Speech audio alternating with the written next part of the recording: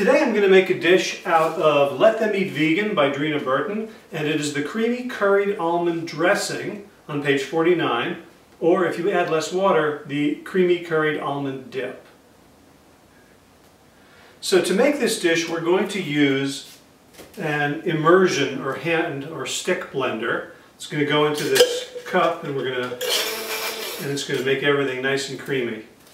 But that comes later. First thing we're going to do is it calls for 2/3 of a cup of water, but don't put it all in at once. So I'm going to put in about half a cup, leave a little here, and then I'm going to add the almonds, half a cup of raw almonds. And we're going to get this nice and creamy and smooth. Hold your ears.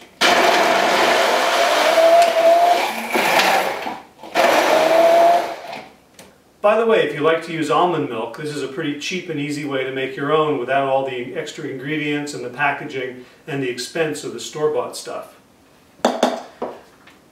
So next thing now is 2 tablespoons of pure maple syrup. I'm going to kind of eyeball this. 2 glugs.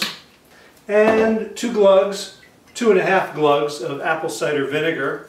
I use the raw unfiltered rags. Glug, glug, and half a glug. And a 1/4 glug for good measure. Now, it calls for 1 very small garlic clove. So the easiest way I know to get the skin off the garlic clove is to chop off the end where it would attach to the bottom and then give it a gentle smash with the knife, and the skin kind of peels right off. I smashed it a little too gently. It usually comes off easier than that. And, oops, drop that in. And 1 teaspoon of freshly grated ginger. So let me show you how I'm going to do that. I'm going to cut off a little bit from this piece of ginger. And if I'm in a real hurry, I can just sort of smooth off the edges like this, and I'll have kind of a bit of a waste. But it's the quickest way to do it. If I have more time, I'll use a vegetable peeler and go carefully, and I'll do this. For this, I'm just going to do the quick method so you can see what that looks like, so you don't feel guilty if you end up using that yourself one day. And a couple of different ways to peel ginger, to grate ginger. One is just to use the fine teeth of a grater, and you can just send that right in there.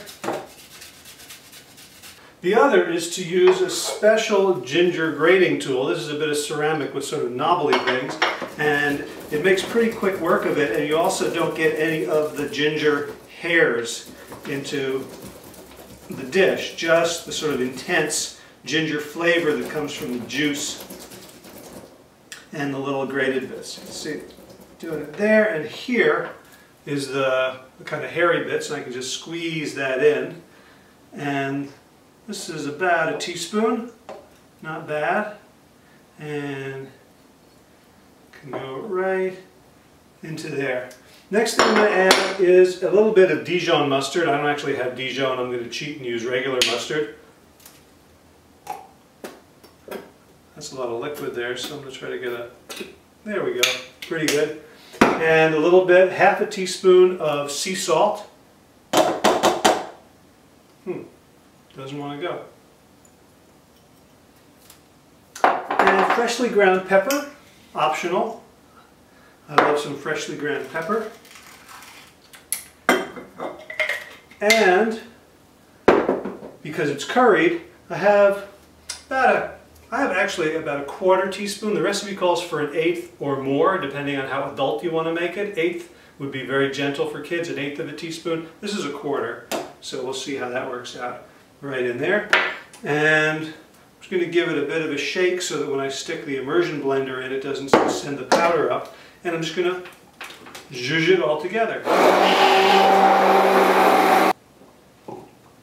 Okay, that's done. I can easily clean the immersion blender by make sure I get all of the good stuff off the sides, and I can just rinse this under the sink, and I'm taking a look. It looks plenty creamy to me. I have a little bit of water left I could add.